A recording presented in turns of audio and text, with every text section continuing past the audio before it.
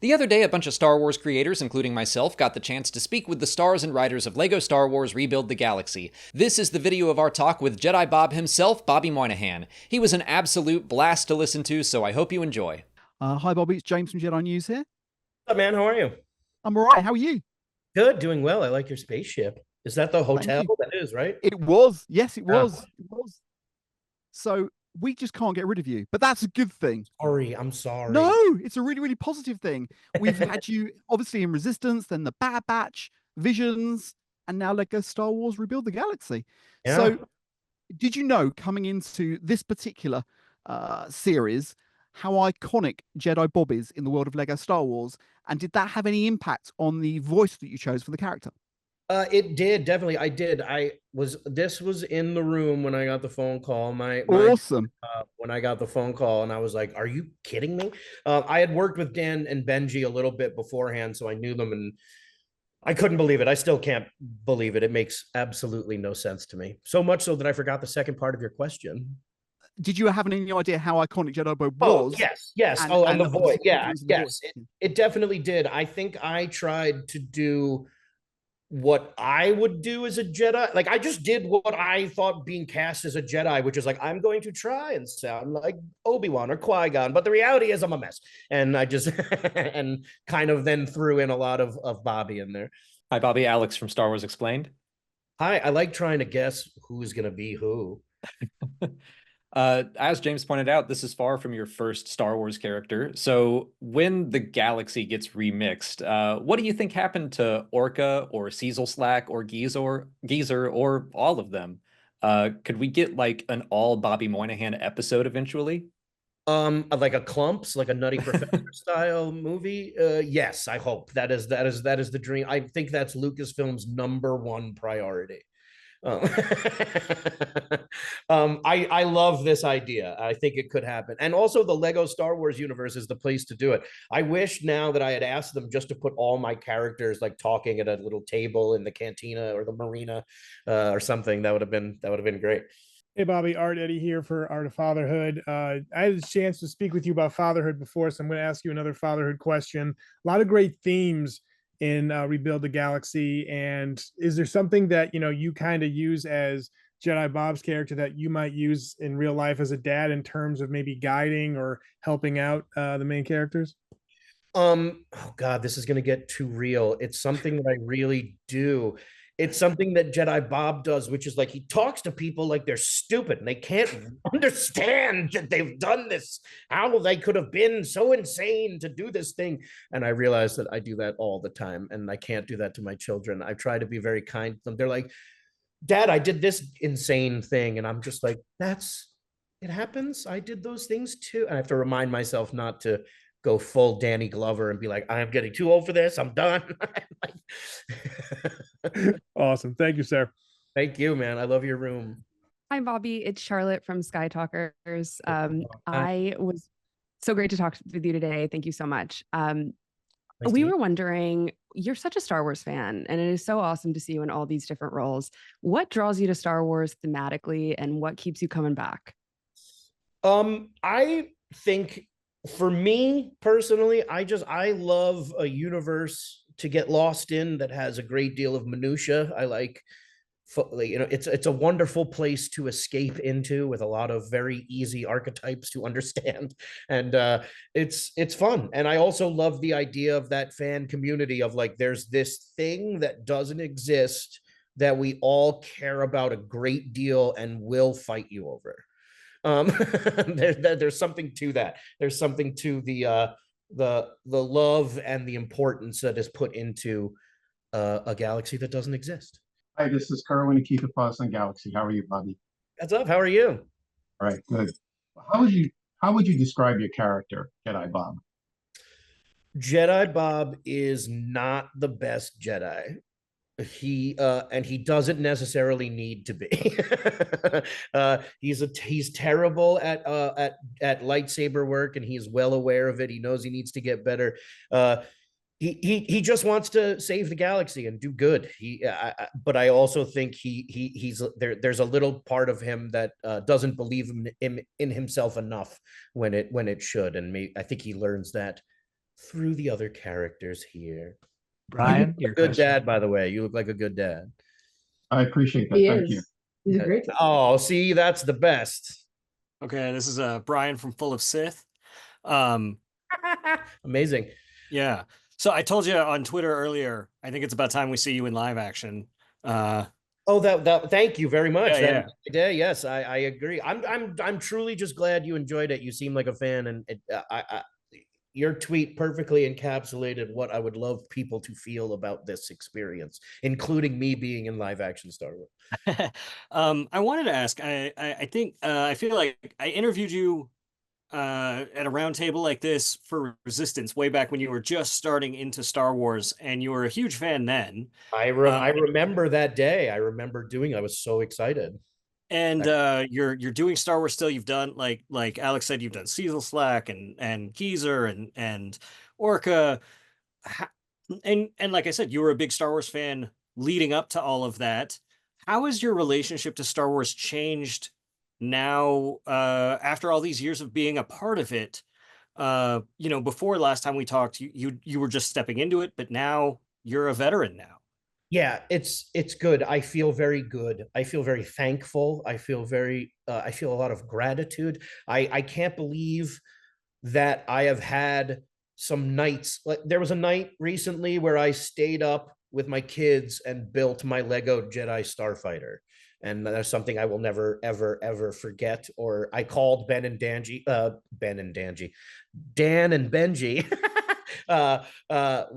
and told them like, thank you. You made me a Jedi, and I don't know how to explain this to you, that how much this means to me. And it's great. I had this in my room when I got the call. This was like that I was doing it. Like I had this, like I can't believe it. I definitely spent way too much money on Legos already. And it's an honor. I can't believe it. Bobby, Dan Zaire from Coffee with Kenobi. Hello. Good to see you, man. My son knew I was going to talk to you today, and he said Jedi Bob is the most famous non-Star Wars character ever. So how about that for a legacy? I agree, and that's the best. Yeah, there's no better part to get in Star Wars. I don't think. That's a lie. I want to play Jabba or something like that one day. Well, the performance was great, and you're a blast. Appreciate it. Thank you so much. It was the best. I had a little bit of fun doing it. Hi, Bobby. Gustavo from Trial of the Force. Thank you so much for taking the time to talk to us. Everyone has been mentioning like your appearances in Bad Batch and Resistance, but I feel everyone has forgotten about the live stage readings of the Naboo movie and the Camino Caper, which Thank you I think for bringing it up. are probably as iconic as they are infamous. It's the only place where I get cast as Darth Maul, Jango Fett, yeah, and the third one's coming, and there might be a certain villain in my. I'm sure, yeah, and I'm sure Sam Witwer building a and costume. Yeah, I might be are building jealous. a costume involving a lot of pool noodles as we speak. The expectations are high now. And I guess that now my question has to do with obviously Jedi Bob. And one of the things that I think is overlooked is that because it's Lego, everyone's just like, oh, this is a very lighthearted adventure and all the characters are fun and quirky. But after watching Rebuild the Galaxy, Jedi Bob is a tortured character. He went through so much trauma of losing his world and trying to save this other one. And he also lost it and then trying to get sick to, save the galaxy. So how do you balance a character that has suffered severe trauma, but then make it lighthearted and fun? I mean, I hate to say this, but that's a lot of people in life, right? There's a lot of people with stuff going on and they're just trying to make it through their day. You don't have to be a Jedi to do that. That's everybody. That being said, I think I took it seriously. I took Jedi like that. Like I would go as far as saying like just one of the best acting roles I've ever gotten in my life. Like, and it sounds silly because it's a Lego Star Wars thing, but it's not. I had a lot of heavy lifting to do in that thing, literally, and it was fun to get to play a little serious, but also play goofy and make fun of Star Wars with Mark Hamill. Hi, Bobby. Victor from Fandads. You've kind of alluded to this a couple of times already with the Jedi Bob figure, but you're part of one of like the funniest Saturday Night Live skits making fun of Star Wars collectors. That stuff was from my house. Downstairs. So now that you're gonna have like since you even said it, you have the official Jedi Bob Starfighter. How does it feel to have that Lego figure? And did you put it? Are you gonna put it in a case so no one can touch it after this? My daughter is home. One of my daughters is home, so I am here in front of a whiteboard. But otherwise, I would have been in my office downstairs. And I'm kind of glad because I'm a little embarrassed. I have at least 50 or 60 Jedi Bob sets in my in my office downstairs, just ready to give out to anybody who wants them. I may have a bunch of different Jedi Bobs. I may have an Imperial Jedi Bob. I may have made a Christmas Jedi Bob. I may have made an X-Wing Jedi Bob. I have a lot of Jedi Bobs. I have a great deal. Are those hot toys behind you, by the way? Yes, they are. These are my Spider-Man. Call me later. I'll tweet you. We'll show off rooms. Brilliant. So what was it like working with, you mentioned Mark Hamill, and obviously he must be, somebody that you feel for in the same way that we all do, because we've grown up with the guy and he's part of our lives. So how was that for you? It's not lost on me. I got to meet him a long time ago at a Star Wars event, and he was so kind, and I was taken aback. I've gotten to meet a lot of famous people through SNL and stuff like that, but he is someone who truly understands the gravity of of who he is. He is Luke Skywalker, and I don't think it bothers him like other people. Like he is Luke, and he acts like it a little bit, and I love it. I love him, but in this in particular, I can't believe, as a Star Wars fan and as a comedian, that I got to be in the Star Wars project where they let Mark Hamill just be great, where they just let him be funny, and I think a lot of his stuff is improvised. Like it's great. He makes this thing for me, and forever, for the rest of time, whenever I have 2 minutes where I don't have anything to do, I'm just going to go watch that cantina scene with me and Mark Hamill. That's what I will do for the rest of time. Talking about the fun of collecting Star Wars, and Lego Star Wars is 25 years old this year. So what are your memories of Lego Star Wars back in that simpler time that the flashback alludes to? Do you have a favorite set or minifigure? I mean, like the Jedi Bob, when I have it, and like I can't believe it. It's so funny that just like this thing is now turned into this thing. But I also one of my favorite Lego sets is the one where they turn, or Darth Vader in the on the gurney, like the most horrible moment of his entire existence. Like there's a Lego set for it, and then it always I feel bad a little bit for Darth Vader that Lego set exists. I think it's rude for him. It's like if somebody put your worst moment in a Lego set, I assume wouldn't be as fun. Actually, it might make it better. All right, yeah, I ran because I got this too. I picked this up recently, so I'm a big fan of Jedi Bob. So for me, my favorite, like my holy grail of like Star Wars collection is I have a 1983 Revenge of the Jedi poster. Nice. And it was the one that like you flip open and talk about Star Wars and Empire, and you open it up and it says now in production, Revenge of the Jedi. What's your go-to, like hands down favorite Star Wars collectible that you have? And I'm guessing you have a lot, but what is your favorite? Yeah, I mean, like now I have my own Jedi Starfighter and I can't believe it. Like the Lego stuff, I can't believe, but I think like, I wish I was in my office. I think the two things downstairs that like, I go like, that's pretty nuts.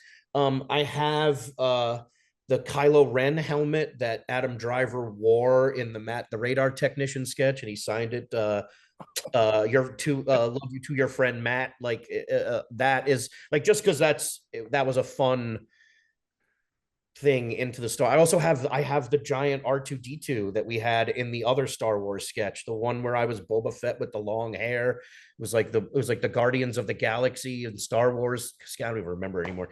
But I have that R2-D2, and now it's signed by like J.J. Abrams, John Boyega, Daisy Ridley, and all the people that came through SNL. They would they would just come in my dressing room and sign it. So I have that in my office. Like that's just a cool thing. I think but now to answer your question, I think my Orca figure, I had an Orca figure made, and I think that might be it. Awesome. Thank you, sir. Thanks. You had 80 minutes, right? I apologize. All my answers are much longer than I expected. Hi, Bobby. I'm Caitlin, the other half of Sky Talkers. So great to talk to you today. Yeah. You mentioned you'd worked with writers Dan and Benji before. What was it like working with them on this project? It was the best. Yeah, I got asked to go to Lucasfilm and help pitch jokes for the Star Wars. I think it was the Christmas special, the Lego Christmas special, and I was just over the moon because that's a job I'm equipped for, I thought. And I met them there, and then when they were writing this, they thought of me, and I can't believe it. I'm a huge fan of theirs anyway. That Ninja Turtle movie is fantastic. The Pokemon, like they're absolute geniuses at genres of IPs that people really, really love because they care about them as well. And Benji is an A-fole. He is an adult fan of Lego. He is like, I've never met anybody like that. Like, he is one of those guys that knows everything about it. And they're great, and they're really funny, and they did a bang up job on this special, and I'm really lucky that they exist. How did you hear about Jedi Bob, and why were you interested in playing the character? I had heard about him just as like a fan of collecting weird Star Wars stuff. I was like at a Walmart and saw like a miscarded figure, like it was a Luke Skywalker figure, but there was like a stormtrooper background. And I was like, what is this? I thought I found something crazy. And I started collecting weird Star Wars stuff and found out that there was this character that was just named Jedi that came out with this set, and like that people online were nicknamed him Jedi Bob, and that it had become very expensive to collect him now because not many people wanted it. And I thought that was just a fascinating story as a fan of weird collecting stuff. And then one day I got a phone call from my friends who were like, do you want to play this weird character that you know? And I was like, yeah, no, that's exactly what I want to do. You talked about Mark Hamill getting to do a lot of ad-lib stuff. How much did you get to do on this? And is there any jokes? Are there any jokes that you got to do in the room that didn't make it that you wish had? Of course. Yeah, they wrote it so well that like this is I am an improviser. I love to improvise. I feel comfortable improvising, but there is nothing better for me than a job where I instantly realize I don't have to flex that muscle as much as I need to. They did such a fantastic job at writing this that I didn't need to improvise a lot. But of course, it was Star Wars. I definitely tried to shoehorn in. Every recording, I was like, well, I got a bad feeling about this or something. I just kept trying to shoehorn in myself to old Star Wars stuff, and I got a couple in. But one that I remember, I definitely improvised at one point, I think to Mark Hamill, that I was in Max Rebo's band, that I played saxophone in Max Rebo's band many years ago, and that I got kicked out for stealing. And I don't know why, I just thought that was funny. And they were like, yeah, we're not going to use that. We're not going to do that. And I was like, got it. Okay. There's a few. It's funny. Or somebody here is from Revenge of the Sith, or no, Full of Sith. Full of Sith. I think we did that joke in this. Is it still in it? Or we definitely recorded that joke and we're like, we wonder if we could get away with this. I said, oh, Sig, you're full of Sith, or something like that. And I thought maybe we got away with it, but maybe not.